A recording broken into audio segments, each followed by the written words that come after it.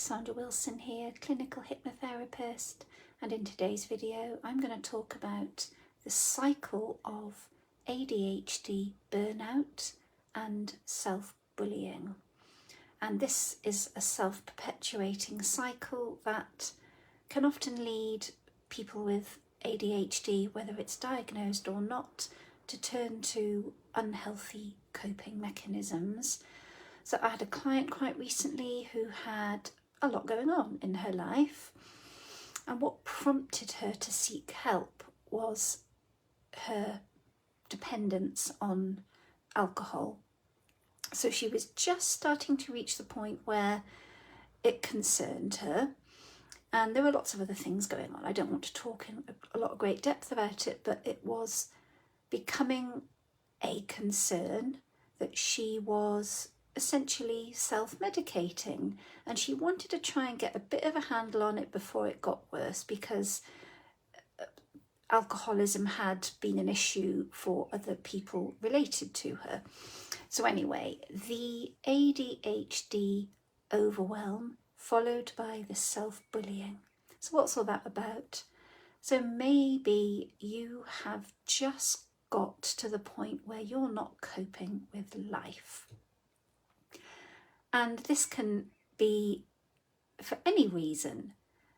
And it's not uncommon for women, especially as we start to get into midlife, kids, older parents that need help, stressful jobs, a lot of stuff going on, and households to run, shopping to do, cleaning to do.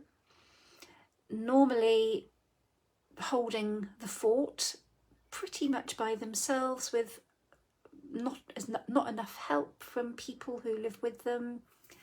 So the coping strategies that you may normally use to cope with having a lot to do just seem to not be as effective.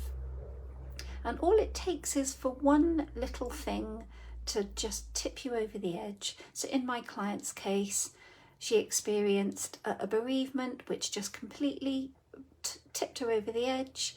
Before she knew it, she was drinking more than she wanted to be drinking. So luckily, at the point where she sought help, she was able to get it under control.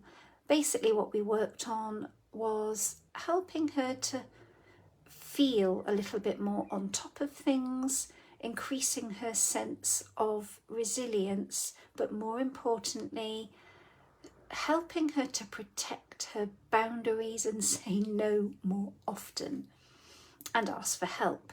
Because I think the trouble is, a lot of people with ADHD, especially women, don't really like to come across as being needy or needing help, and that in itself can prevent them from saying, look, actually I'm struggling here, I need some help. So it wasn't that the people in her life weren't helping her, she just wasn't asking for it, and she felt a real sense of paralysis when she thought about reaching out and asking for help.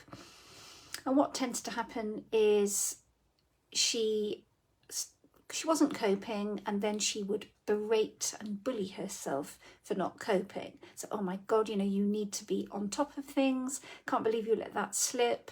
You almost forgot to pick so-and-so up from school. You missed the doctor's appointment. We've got no food in the house to cook dinner, that kind of thing. You're just an idiot. So rather than just being kind and compassionate and sitting herself down and saying, look, really, I think I need to ask for some help here, she went through that cycle of overwhelm, burnout, self-bullying.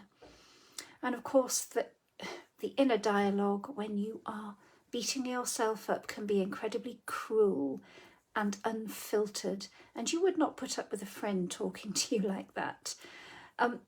It's very common for not just women with ADHD, but women full stop.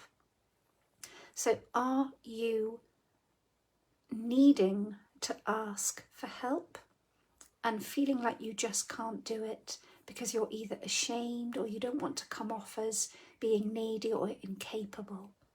Now is the time to take stock before you start to also feel like you may turn to coping mechanisms, coping strategies that are less helpful, such as the chocolate, the wine, the internet shopping, or whatever.